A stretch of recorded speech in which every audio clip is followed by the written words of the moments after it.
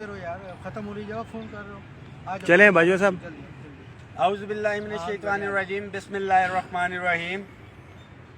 29 नवंबर 2022 federal secretariat की core committee के साथी आज हम बैठे थे। हमने हंगामी अपनी मीटिंग की है।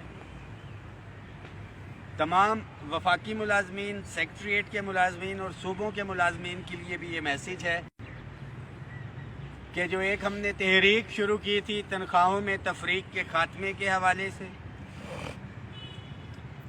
इसमें तनख्वाहों में तफरीक भी थी और फिर with the passage of time हमें पे स्केल में पता लगा कि उसके अंदर भी 2014 से एक तफरीक जो है वो पाई जा रही है। तमाम सूबों में अपग्रेडेशन हो चुकी है, वफाक में नहीं।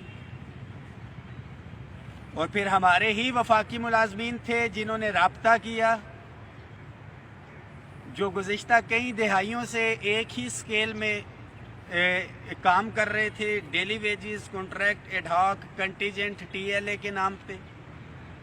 उसके साथ साथ जो यतीम बच्चे थे दौरान सर्विस वफात पाने वाले मुलाजमीन के PM असिस्टेंट पैकेज पे भर्ती 5-5, 10-10 साल उनको भी हो चुके थे, उनकी रेगुलराइजेशन के हवाले से हमने एजेंडे में डाला। इस तफरीक के खात्मे के लिए पे एंड पेंशन कमीशन बनाया गया, जिसकी जो है सिफारिशात आ चुकी हैं, जिसमें house rent, medical, convince allowance में 100% इजाफा और डिस्पैरिटी रिडक्शन अलाउंस में 70% इजाफा था। मगर मुझे अफसोस है कि बजाय इसके कि अपने मुतालिबात के हवाले से हम इत्तेफाक, इत्तेहाद का मुजाहरा करते, कोई भी खबर या कोई ऐसी चीज़ सामने आती है तो मुलाजमीन तकसीम दर तकसीम की तरफ जो है वो जा रहे हैं। कोई टेक्निकल, कोई नॉन टेक्निकल, कोई क्लैरिकल, उसके हवाले से मुतालबा रखा गया रेगुलराइजेशन का। ये जहन में रखें कि आखिरी फैसला हुकूमत ने करना होता है और 3 वफाकी वज़रा के साथ तहरीरी एग्रीमेंट था। अपग्रेडेशन उसके ऊपर हमारी आज की डेट तक नहीं हो सकी और अभी भी फाइनल स्टेजेस में है, मगर यहाँ पे भी हमें तकसीम करने की कोशिश की जा रही। मुसलसल नज़र रखे हुए तमाम मुलाजमीन के लिए ये मैसेज है कि आप अपनी भरपूर तैयारी रखें। अगर तो मुतालिबात पूरे हो जाते हैं तो इंशाअल्लाह ताला हम हुकूमत के हक़ में एक कन्वेंशन भी करेंगे, यौम तशक्कुर। बसूरत दीगर हमें एहतजाज की तरफ जाना पड़ेगा। तमाम मुलाजमीन के लिए ये मैसेज है कि काबीना का जो डिसीजन आया था सेक्रेटेरिएट के ग्रेड 17 से ऊपर के अफसरान के लिए, उसके अंदर भी तकसीम डाली गई और कुछ अफसरान को तो दे दिया। बहुत से कैडर रहते थे और आज मैंने हमेशा से कहा कि 17 से ऊपर के अफसरान, जिस तरह से हमारे घर वालिदैन होते हैं, दफातर में हमारे अफसरान, गुज़िश्ता 2 रोज़ से हमारे सेक्रेटेरिएट के अफसरान जो हैं वो एहतजाज के ऊपर है। वही मुतालिबा कि कैबिनेट के डिसीजन के मुताबिक एग्जीक्यूटिव अलाउंस जो हमने भी रखा हुआ है कि 17 से ऊपर के तमाम अफसरान को दिया जाए। हम उसकी हमायत भी करते हैं, मगर उसके साथ साथ हम ये मुतालिबा भी करते हैं कि ग्रेड 1 से 16 के जो मुलाजमीन हैं उनको भी कोई ना कोई रिलीफ दिया जाए, क्योंकि प्राइम मिनिस्टर ऑफिस को देखा जाए, president office, national assembly, senate, NAB, बेस, FIA, अदलिया, वहाँ पे कोई तफरीक नहीं है। अगर इन्वेस्टिगेशन अलाउंस FIA या नैब को दिया जाता है तो ग्रेड 1 से लेके 22 तक दिया जाता है। वो जुडिशल अलाउंस अगर अदलिया में दिया जा रहा है तो उनका ड्राइवर भी वो जुडिशल अलाउंस ले रहा है, उनका माली भी ले रहा है, उनका स्वीपर भी ले रहा है, उनका नायब कासिद भी ले रहा है। तो ये जो एक तफरीक एकदम से डाल दी गई है, अफसरान को भी आपस में तकसीम किया गया है, कॉमर्स को और जो एक्स कैडर को, कि ये आपस में तकसीम हो और अपनी अपनी इनको पड़ जाए। आपके लिए मैसेज है कि इत्तेफाक, इत्तेहाद का मुजाहरा करें। بنیاد بنتی ہے، بیس بنتی ہے، تبھی آپ اس کی بنیاد کے اوپر، اسی بیس کے اوپر آپ اپنا مطالبہ رکھتے ہیں۔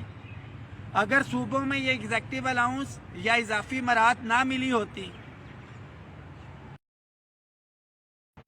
Prime minister office, president office, national assembly, senate, NAB کو یہ مراعات نہ ملی ہوتی تو ہم اسی کو تو بنیاد بنا کے اپنا احتجاج کر رہے ہیں، اسی کی روشنی میں ہمیں ڈسپیرٹی ریڈکشن الاؤنس ملا ہے۔ ہم کسی کے بھی الاؤنس کے خلاف نہیں ہیں، مگر ہم خلاف ہیں تو اس ناانصافی کے خلاف ہیں۔ ہمارا ایک ہی مطالبہ ہے کہ تنخواہوں میں یہ تفریق ختم ہونی چاہیے اور گریڈ 1 سے لے کے 22 کے درمیان ختم ہونی چاہیے۔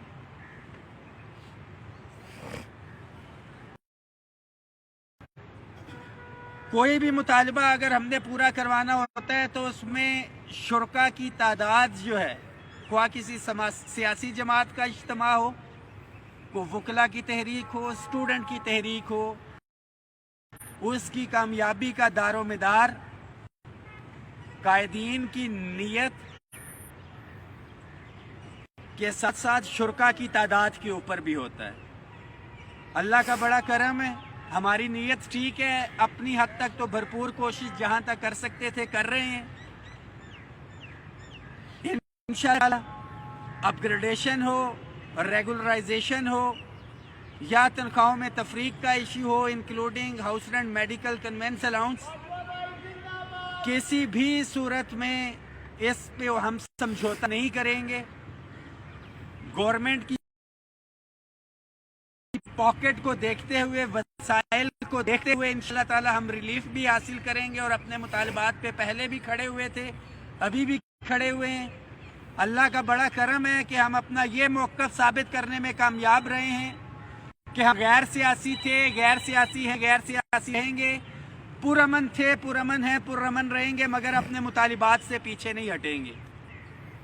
سیکریٹریٹ کے افسران کو میں مبارکباد بھی پیش کرتا ہوں کہ جس تعداد میں ہمارے اب افسران نکلے میں گریڈ 1 سے 16 کے ملازمین نہیں ہیں باہر، ان کی کامیابی کے لیے ہم دعا گو بھی ہیں، اور انشاءاللہ تعالی یہ ایک رستہ بنے گا۔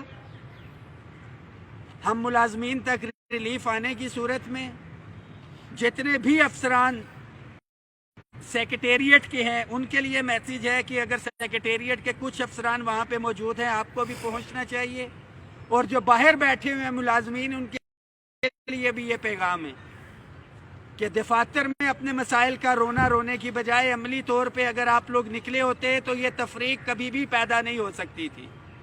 ظلم کی حکومت تو چل سکتی ہے، ناانصافی کی نہیں، اور انشاءاللہ تعالی اس ناانصافی کے خلاف ہم کھڑے تھے، کھڑے ہیں، کھڑے رہیں گے۔ دعاؤں میں یاد رکھیں، اس میسیج کو شیئر کریں، جو بھی لیٹسٹ اپڈیٹ ہوگی شیئر کریں گے۔ اپ گریڈیشن کے اوپر جو ایک انہوں نے فی الوقت ہمیں کہا تھا کہ ہم اس پہ کام کر رہے ہیں، اس کے اندر بھی بہت سی رکاوٹیں بیچ میں ڈالی جا رہی ہیں، کبھی ایک بہانہ بنا لیا جاتا ہے، کبھی دوسرا، اور 1 سے 2 روز کے اندر اگر یہ چیزیں کلیئر نہیں ہوتی تو ہم دوبارہ سے احتجاج کی کال دیں گے۔ اور پھر ہمارا احتجاج سب کو پتہ ہے کہ جب ہم احتجاج کے لیے نکلتے ہیں تو میں امید کرتا ہوں کہ حکومت کوئی 9 نومبر علامہ اقبال ڈے یا کوئی اس طرح کی چھٹی بیچ میں اناؤنس نہیں کرے گی، اور ہمارا انشاءاللہ تعالی دھرنا مطالبات کی منظوری تک جاری رہے گا۔